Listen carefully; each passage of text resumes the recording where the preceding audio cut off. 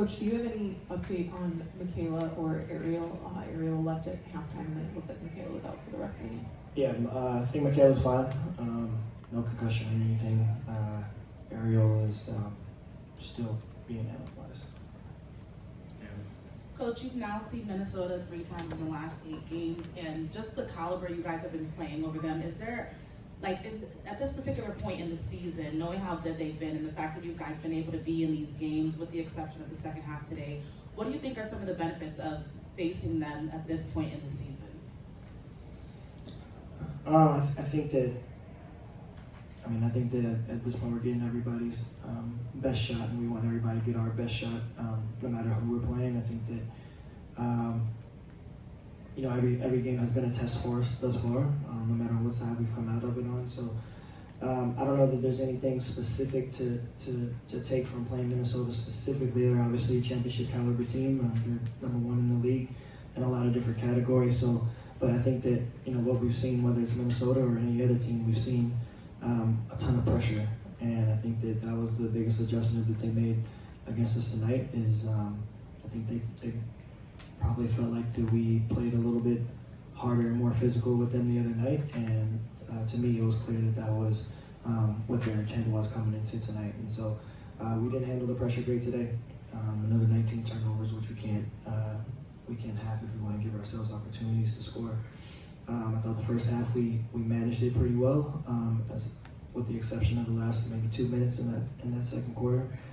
And then the second half, I thought that they just played a little bit harder than we did, and whether that was due to fatigue on our end or what have you, I'm not sure. But we didn't close out the game like we wanted to today. Go to Stephen and Nancy. Hey, Coach Marsh. In addition to the pressure, I noticed they were switching significantly more than they did in the previous matchups with them. I was curious, just from your perspective, offensively, what maybe were you expecting to see more from your team to kind of counter the switches and put them in a disadvantage? Yeah, I think their switching just made it difficult for us to get the ball inside a little bit and force us to play on the perimeter a little bit more in a way that we weren't able to get the same looks of paint penetration as we were able to before. I just think they made it really tough for us in terms of being disruptive, and that's what they did with their switching the ball on our end. Didn't move as quickly as we wanted to take advantage of those opportunities. And then they did a decent job with us on the offensive glass, so our second chance opportunities weren't as plentiful as it was the other night. And so, again, they capitalized off of our turnovers. They were able to get out and transition off of them as well, and so we just got to do a better job of taking care of the ball. Nancy and Mia. This is, I think, the 8th game that you just had a double-double and shooting better than 50% from the floor. What specifically do you like about her game right now? And is this kind of what you envisioned when you had her switch roles a little bit coming in?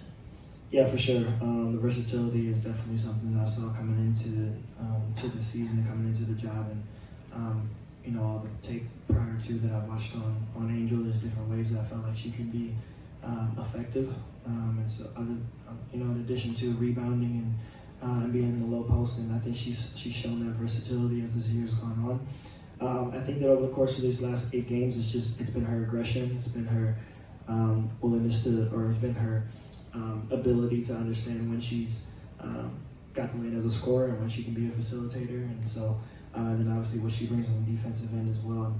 And, I know she didn't pull down any offensive rebounds tonight, but she had 10 defensive rebounds, and those are key too. And so I thought Minnesota made a conscious effort to keep her off the offensive glass today, and but she was able to find ways again to grab 10 defensive rebounds. I think that I think to answer your question directly, it's just been her aggression and being able to recognize her opportunities in different areas of the floor, whether it's in the low post, high post, or on the perimeter, and being able to feed off her teammates from that standpoint as well. With Mia, second running right. Coach, first quarter you guys went 4 from 8 from the 3. After that, at the end of the game you went 7 for 15. So I'm wondering, was that the plan going into the game to shoot more threes? And then why do you think that production lessened as time went on? No, I wouldn't necessarily say it was part of the game plan. I think we still want to play inside out for the most part and take advantage of those opportunities when we've drawn defenses, multiple defenders, and being able to exploit the help with our shooters. But I thought a big part of it was we just weren't the ball just wasn't moving as quickly as we liked to. They made us stagnant a little bit today, which kind of inhibited our ability to play with the pace and the space that we talked about pregame and in game plan. And it was an area that I spoke about having being pleased with from the last time we played them. And so when the ball's not moving, when our bodies aren't moving, it's hard to generate open shots. So. Christian and Brian. Christian Winsider.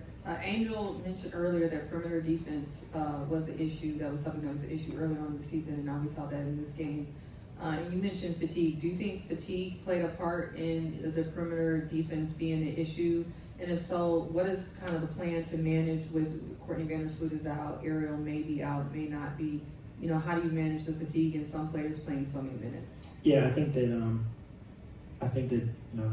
that's on me to try to balance out the minutes and the rotations from that standpoint to keep players fresh and everything. But yeah, I think that I think our defense it goes hand in hand. I think that across the board we got to be able to cover for each other when there's times throughout the game where we're in scramble mode, and that's kind of possessions that you see when you go against a team like Minnesota that keeps the floor space with all 5 players. You're in scramble mode a lot when someone gets beat, and you got to know where your help is coming from and how to recover out of that.